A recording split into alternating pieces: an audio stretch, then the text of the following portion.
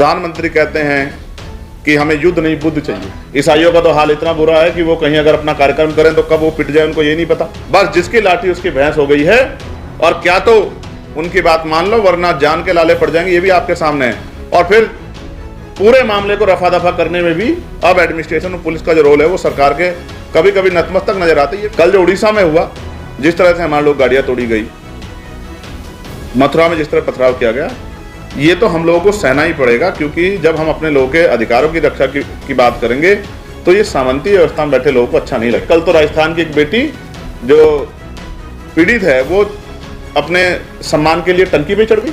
ये है आजाद भारत का अमृतकाल का समय।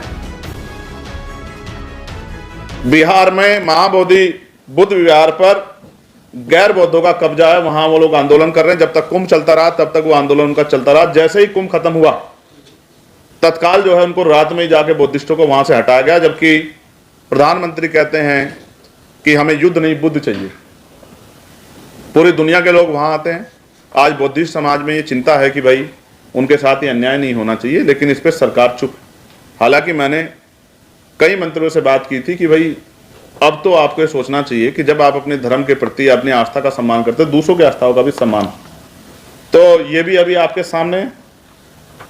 महोबा में संत रविदास जी की जयंती पे शोभा यात्रा पे हमला।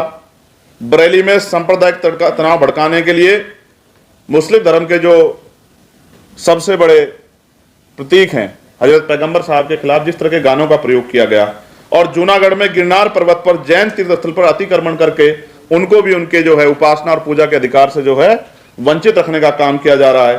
कोडरमा में संत रविदास मंदिर के पास सांप्रदायिक तनाव, दूसरे बोर्ड लगा के। और मैंने भी, आपको याद होगा, पार्लियामेंट में आवाज उठाई कि सभी धर्मों का सम्मान है। करोड़ों लोग जो संत गुरु रविदास जी को मानते हैं देश और दुनिया में, आपने अवकाश नहीं रखा और नई परमिशन नहीं दी आपने कि वो शोभा यात्रा निकाल लें, नगर कीर्तन कर लें या उसका आयोजन कर लें। कोई परमिशन आपने नहीं दी।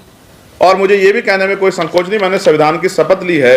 मैंने पार्लियामेंट में भी जब मेंबर ऑफ पार्लियामेंट बना तो शपथ ली थी कि मैं अंतिम व्यक्ति के भी हितों की रक्षा करूंगा विधि के अनुरूप। तो आप ये बताओ, क्या मुस्लिम समाज जिसकी संख्या करोड़ों में है, क्या उसकी कोई धार्मिक आस्था नहीं है? अभी हमने देखा, ऐसा लगता है जिनका राज है उन्हीं की आस्था है, उन्हीं का सम्मान होना चाहिए, उन्हीं का धर्म आगे बढ़ना चाहिए। तो मैंने आपको बुद्धिस्टों के बारे में बताया, इस रविदासियों के बारे में बताया, जैन समाज के बारे में बताया। ईसाइयों का तो हाल इतना बुरा है कि वो कहीं अगर अपना कार्यक्रम करें तो कब वो पिट जाए उनको ये नहीं पता। तो उनका संरक्षण तो बहुत दूर की बात है। लेकिन मुस्लिम समाज जो है, जिनका इतना बड़ा योगदान है, मैं अपने जिले से शुरू करता हूँ। नगीना, हमारे यहाँ लोकसभा क्षेत्र नगीना है, नगीना कस्बा है, उसमें एक सायरन बजता था कि जो लोग मेहनत मजदूरी करके आते हैं और सुबह अपना रोजा रखना चाहते हैं, तो वो सायरन सुबह के समय 1 मिनट बजता था तो उन लोगों को जानकारी हो जाती कि रोजे का समय हो गया, शहरी का जो उनका कार्यक्रम होता है, और शाम में अफ्तारी के समय कि वो अपने धार्मिक उसको कर लें। 1 महीने का कार्यक्रम होता है। मैंने अपने एसएसपी से बात की, उन्होंने कहा सर सुप्रीम कोर्ट की रूलिंग है।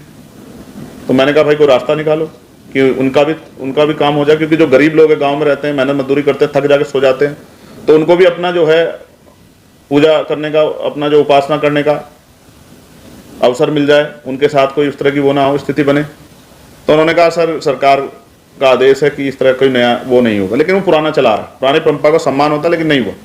लेकिन आप ये बताओ, मस्जिदों से सारे उतार दिए गए। कई धार्मिक कार्यक्रम होते हैं जिसपे रोड पे पूरे जुलूस निकलते हैं, जैसे मैंने बरेली का जिक्र किया। लेकिन ऐसा क्या है कि ये कौन सा अमृतकाल है कि दूसरों की आस्था नहीं है और हमारी आस्था है? कौन सा धर्म सिखाता है कि हम किसी को तकलीफ देके और हम अच्छा काम कर रहे हैं? मैं तो इस बात का समर्थन नहीं करता। तो मैं सरकार को ये कहना चाहता हूं कि इस तरह का माहौल बना के और उनकी धार्मिक आस्था कुचल के और उनको जो है उनमें अविश्वास तैयार देश को ले जाना चाहते, तो ये भी मैं आपके सामने विषय भी मैंने रखा कि किस तरह का जो है धार्मिक आधार पे आज के समय में कार्य हो रहा है। और हम तो सभी की धार्मिक आस्थाओं का सम्मान करते हैं। हमने तो जो भी कहा किसी भी विषय पे, वो वही कहा जो पुराणों में लिखा गया है, हमने वही कहा, उपनिषदों में लिखा गया है।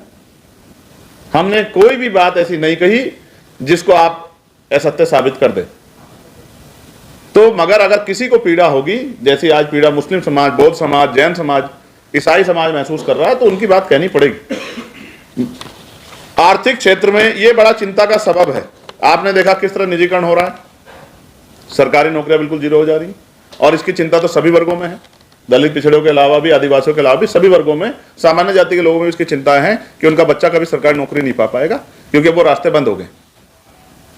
तो उसके बाद लोन नहीं मिल रहा। प्राइवेट सेक्टर में क्या बुरा हाल है, देखो शेयर मार्केट कहां गिरी इस बार, कितना बुरा हाल हो गया, व्यापारी लोगों का भी। लेकिन एक जो है, पुरानी सरकारों ने पट्टा जमीन दी थी खेती करने के लिए, जिनसे अपने परिवार का पालन कर लिया जाए। लेकिन अब वो जमीन भी जो है, कई जगह पे तो पहले ही कब्जा नहीं कर पाए, सामंतियों ने कब्जा नहीं करने दिया। कई जगह पे अगर कब्जा मिल भी गया तो पूरा दूर से कागज बना के अधिकारियों के जरिए डरा धमका के वो जमीनें छीन ली। और अब कई जगह पे तो सरकार खाली करा रही है। जैसे अभी आते आते फोन आया श्रावस्ती से कि साहब हम पे जो जमीन थी, पट्टा मिला था पिछली सरकार में, पूर्व की सरकार में, वो जमीन हमसे छीनी जा रही है सर, आप हमारी जान चाहिए, हम लोग कहां जाएंगे। और बागपत में ऐसी पट्टों की जमीन सड़क पे आ गई तो वहां के अधिकारियों ने नया खेल शुरू किया। उन्होंने कहा भाई अब ये जमीन जो है ये हाईवे किनारे आ गई, तो अब आप कहीं पीछे जमीन आपको देंगे, आप इसको छोड़ो। जिस जमीन को 40-50 साल में तैयार करके रहने योग्य बनाया, आज उसको छोड़ो, क्योंकि आप हैं कौन उस जमीन पर रहने वाले, आपको तो कोई अधिकार नहीं होना चाहिए। तो मैं और मेरे साथियों में ये चिंता है, नौकरी नहीं है, रोजगार नहीं है, जमीनें छीनी जा रही हैं, ना कोई जियो है, ना कोई ऑर्डर है, बस जिसकी लाठी उसकी भैंस हो गई है। और क्या तो उनकी बात मान लो, वरना जान के लाले पड़ जाएंगे, ये भी आपके सामने है। और फिर पूरे मामले को रफा दफा करने में भी अब एडमिनिस्ट्रेशन और पुलिस का जो रोल है वो सरकार के कभी कभी नतमस्तक नजर आते, ये भी चिंता का विषय है। क्योंकि बाबा साहब अम्बेडकर ने कहा था, अन्याय करने वाले से अन्याय सहने वाला ज्यादा दोषी होता है। और उन्होंने ये भी कहा था कि अन्याय का प्रतिकार नहीं करोगे तो ये अन्याय कम नहीं होगा, अपितु ये बढ़ेगा। और काशीराम साहब ने भी हमें संघर्ष करना सिखाया, फूले साहब ने, साहू जी महाराज ने, महामना रामसुख वर्मा ने, बाबू जगदेव प्रसाद कुशवाहा ने, जननायक कपूरी ठाकुर ने, सर छोटू राम ने हमें संघर्ष करना सिखाया। तो हमने और हमारी पार्टी ने तय किया कि 10 मार्च को उत्तर प्रदेश में, उत्तराखंड में, हरियाणा में, राजस्थान में, मध्य प्रदेश में, दिल्ली में, उड़ीसा में, झारखंड में, छत्तीसगढ़ में, बिहार में, महाराष्ट्र में, जहां जहां मुख्यतः सभी जगह पे पार्टी का काम है, संगठन काम है, सभी प्रदेश मुख्यालयों पे महामहिम राष्ट्रपति जी के नाम राज्यपाल जी के को ज्ञापन जो है हमारी पार्टी देगी। और संघर्ष करके जितने जितने विषय उनके प्रदेश में 1-2 महीने के अंदर, ये भी सैकड़ों में होंगे, वो वहां के डीजीपी को भी, चीफ सेक्रेटरी को भी अवगत कराएंगे कि भाई इन लोगों की जान की रक्षा करो, इनको न्याय दो। और ये जो धार्मिक उत्पीड़न आप लोग कर रहे हो, जातिगत आधार पर जो अन्याय हो रहा है, इसको बंद करो। और आर्थिक आधार पर इनके सशक्तिकरण के बारे में सोचो, क्योंकि अगर 75 साल बाद भी लोगों पर रहने के लिए घर नहीं है, ये प्रधानमंत्री आवास योजना चल रही है, ये क्यों चल रही है? क्योंकि लोगों पे घर नहीं है। आजादी के 75 साल जिन्होंने बिना छत के गुजार दिए हैं, अब वो योजना बड़ी अच्छी है, लेकिन खामी देखिए क्या है। उन्होंने कहा मोटरसाइकिल अगर किसी के पास होगी तो लाभ नहीं मिलेगा। तो अगर किसी ने मोटरसाइकिल, ये अब आप सोचो, किसी ने अपने चलाने के लिए टूटी फूटी मोटरसाइकिल, क्योंकि गांव में सब जगह तो अभी व्यवस्था नहीं है यातायात की, तो कोई 5-7-10 हज़ार में कोई मोटरसाइकिल ले ली कि भाई देर सवेर हो जाए, तो वो भी गया। और जिसका एक भी दीवार अगर ईंटों की है, भाई सरकार की योजना का तो पता नहीं, लेकिन लोगों ने मेहनत करके लगा दी ईंट, और ऊपर तिरपाल पड़ी है, छप्पर पड़ा है, तो वो भी योजना से बाहर गया। तो इस योजना में खामियां कई हैं। मैं प्रधानमंत्री जी से भी आग्रह करूंगा कि इस योजना में खामियों में बदलाव करें और इसको समझें कि गरीबी क्या होती है। वो भी गरीब है जिसके सर पे, जिसके घर पे तिरपाल, भाई जिसकी पक्की छत नहीं है, उसको इस योजना का लाभ मिलना चाहिए। तो ये आजाद भारत के अमृत काल की जो भाजपा की केंद्र की सरकार कह रही है, स्टेटों की सरकार में जो अन्याय है, और बाकी कल जो उड़ीसा में हुआ, जिस तरह से हमारे लोग गाड़ियां तोड़ी गई, मथुरा में जिस तरह पथराव किया गया, ये तो हम लोगों को सहना ही पड़ेगा। क्योंकि जब हम अपने लोगों के अधिकारों की रक्षा की बात करेंगे तो ये सामंती व्यवस्था में बैठे लोगों को अच्छा नहीं लगेगा। वो हमारा मनोबल गिराने के लिए सब चीजें करेंगे, इनसे हम लोग डरने वाले नहीं। और हम कैसे डर जाए? हमने लोगों ने गोली खाई है भाई, हम डरने के लिए थोड़े काम कर रहे हैं। अगर अपने लिए तो कहीं छिपके बैठते लोहे के बॉक्स में।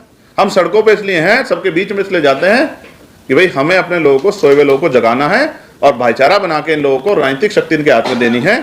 क्योंकि इन लोगों, जिन लोगों को मौका मिला, उन्होंने तो उनका भला नहीं किया होता तो 75 साल बाद भी बुनियादी सुविधा तो यानी कि रोटी, कपड़ा, मकान, पीने के लिए पानी और सर पे छत तो उनके पास होती, ये भी नहीं है।